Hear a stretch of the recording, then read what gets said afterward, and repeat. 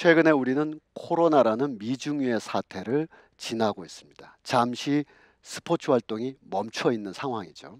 그렇지만 언젠가는 끝이 나겠죠. 그럼 그 이후 어떻게 할 것이냐? 안녕하세요. 스포츠 평론을 하는 성공회대학교 정윤수라고 합니다.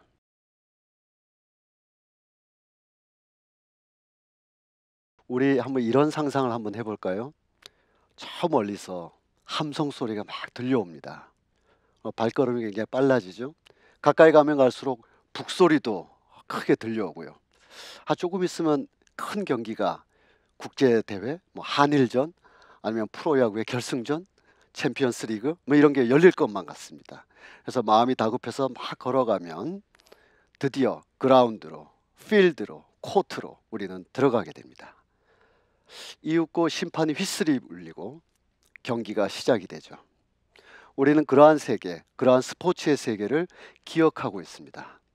하지만 최근에 안타깝게도 코로나19 사태로 인해서 이런 모든 아름다운 풍경이, 아름다운 열망이 잠시 중단되어 있습니다.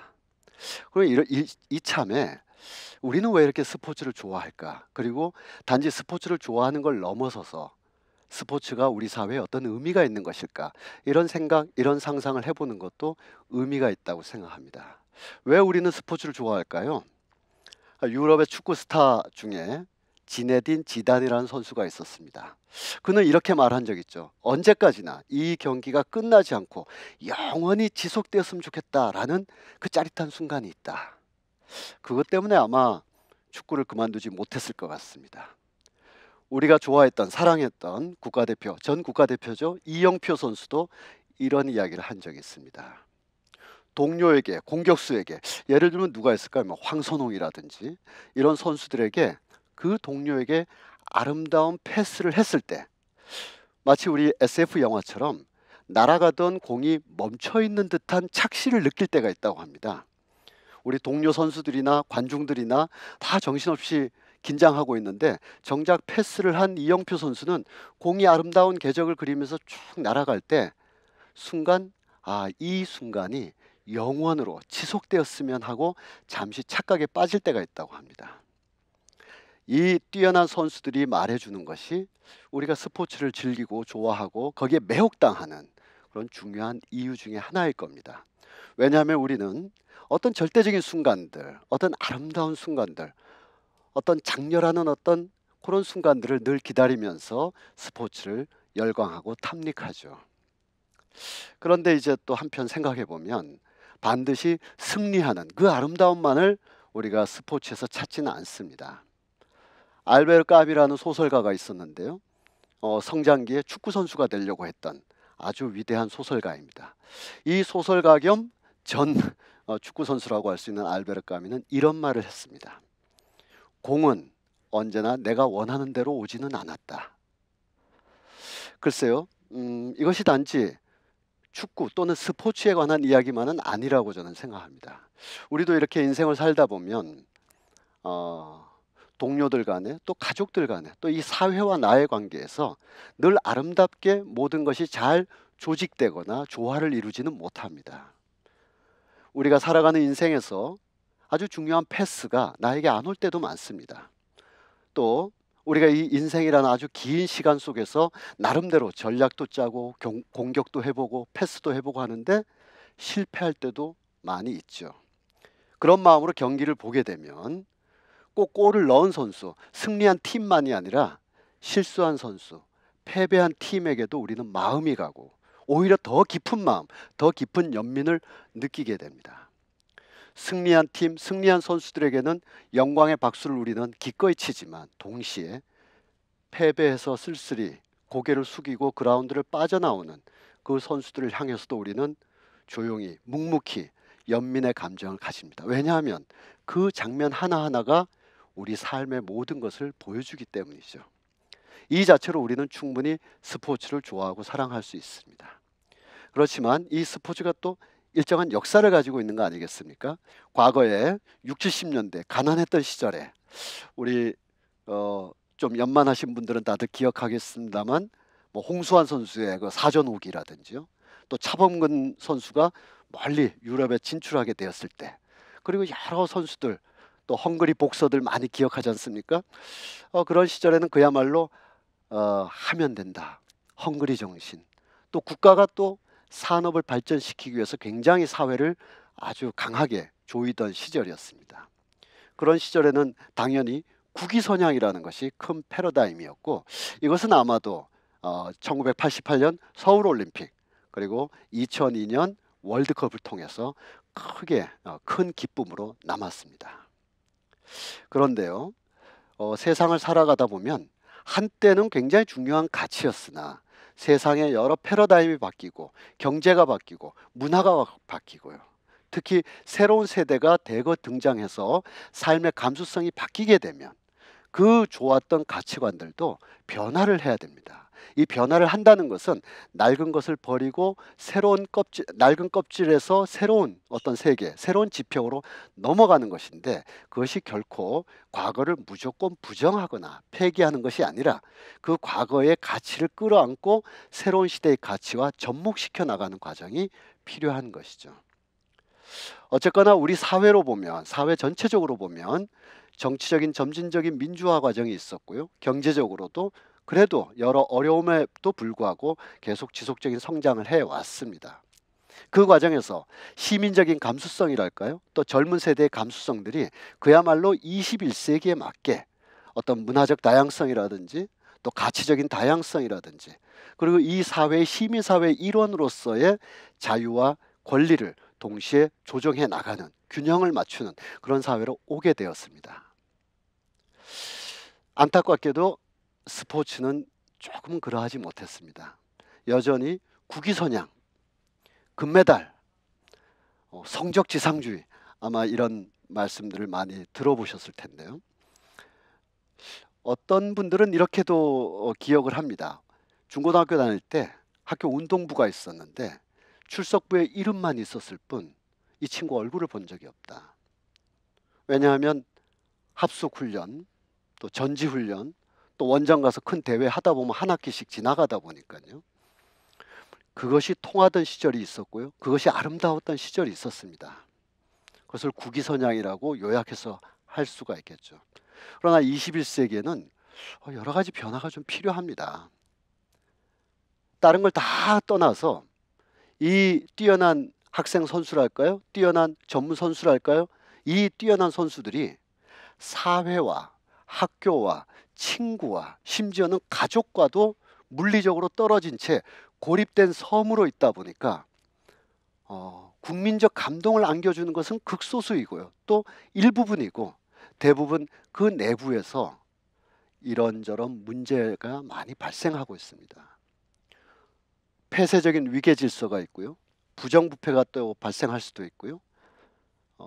덜어는 폭력과 성폭력 등이 빚어지기도 했습니다. 그래서 몇 해 전에는 우리가 참으로 사랑했던 빙상 종목의 스타가 오랫동안 폭력과 성폭력에 놓여 있었다는 그러한 사실이 알려지기도 했었고요. 또 2020년 여름에는 또 우리가 참 존경할 만한 그런 젊은 선수가 그러한 위계적 상황, 폭력적 상황 속에서 목숨을 끊기도 했습니다.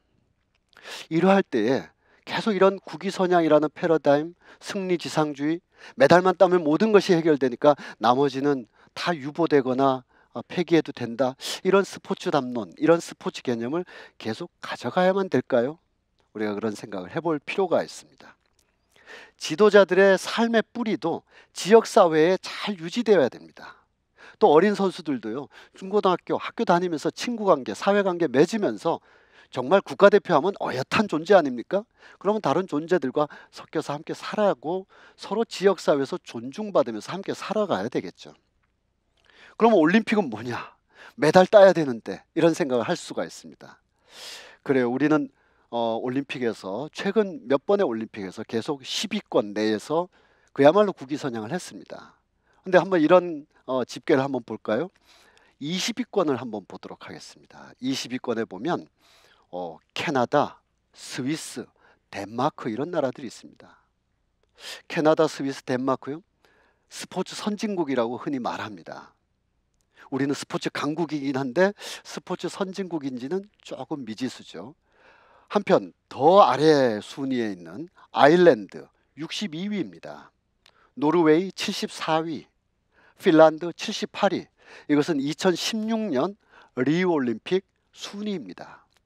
이 아일랜드나 노르웨이나 핀란드가 70위권에 있다고 해서 스포츠도 못하는, 메달도 못 따는 나라다, 우리가 그렇게 생각하지는 않습니다.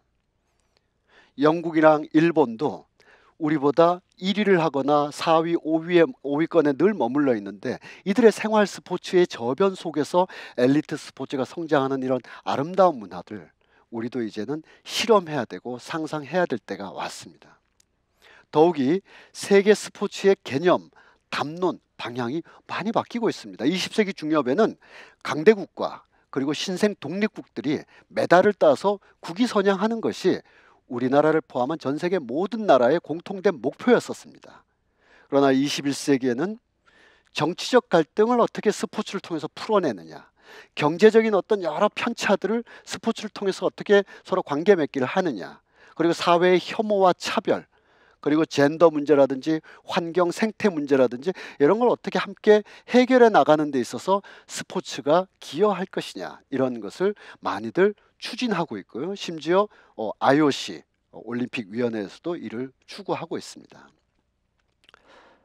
최근에 우리는 코로나라는 미중유의 사태를 지나고 있습니다. 잠시 스포츠 활동이 멈춰 있는 상황이죠.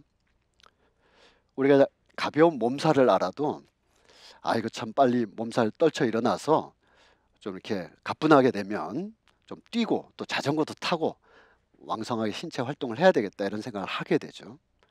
어떻게 보면 한국 사회 전체가 지금 극심한 그런 진통, 극심한 몸살, 극심한 코로나 사태에 있긴 합니다. 그렇지만 언젠가는 끝이 나겠죠. 우리가 다 함께 노력하면 끝이 날 겁니다. 그럼 그 이후 어떻게 할 것이냐?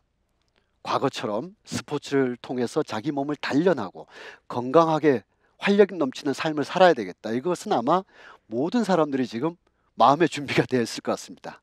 예를 들어 오늘부로 코로나 끝, 그럼 바로 다음 날부터 자전거도 타고요, 친구도 만나고, 이렇게 활기찬 일상생활을 우리가 함께 해야 되겠죠. 그러나 여기서 한 걸음 더 갈 필요가 있습니다. 코로나 이후는 코로나 이전과 달라져야 됩니다. 국위선양 하나로 몇몇 선수들이 폐쇄적인 구조에서 메달과 성적에 몰두하고, 그러는 바람에 각종 문화권, 시민권, 인권이 침해되는 것, 이젠 이건 없어야 되겠죠. 한편 일반 사람들 그리고 일반 학생들은 체육 시간도 부족하고요, 놀 시간도 부족하고요, 신체를 통해서 다양한 즐거움을 갖는 것 자체가 많이 차단되어 있었습니다. 이제는 더 많은 학생들이, 더 많은 시민들이 일상 속에서 문화적인 쾌락과 스포츠를 통한 어떤 즐거움, 이런 것을 더 많이 누릴 수 있는 사회가 되어야만 합니다. 그렇게 하기 위해서는 기존의 국위선양식 신드롬에서 많이 벗어나서 21세기의 시민 문화로 스포츠가 훨씬 왕성하게 그리고 생활 속으로 들어갈 필요가 있습니다. 여러분들, 메달리스트 대단한 분들입니다. 그런데 이 메달리스트가 은퇴를 해서 우리 지역사회에 코치가 되고 지도자가 되고 우리 청소년들의 모범이 되어서 동네에 이렇게 있다 그러면 어엿하고 뿌듯할 거 아닙니까? 그분들에게도 도움이 되고 시민사회에서도 활력 넘치는 세상이 되는 거죠. 개념도 바뀌어야 됩니다. 강한 신체, 그리고 잘하는 사람, 못하는 사람, 이런 개념에서 벗어나서 사람의 신체는 연령에 따라, 또 성별에 따라, 또 신체가 좀 허약한 분도 있고요, 또 특별하게 자신의 어떤 몸에 대해서 깊이 생각해야 되는 분들도 있습니다. 이 다양한 분들에 맞춰서 다양한 스포츠 프로그램, 다양한 시설들이 녹아져야 되겠죠.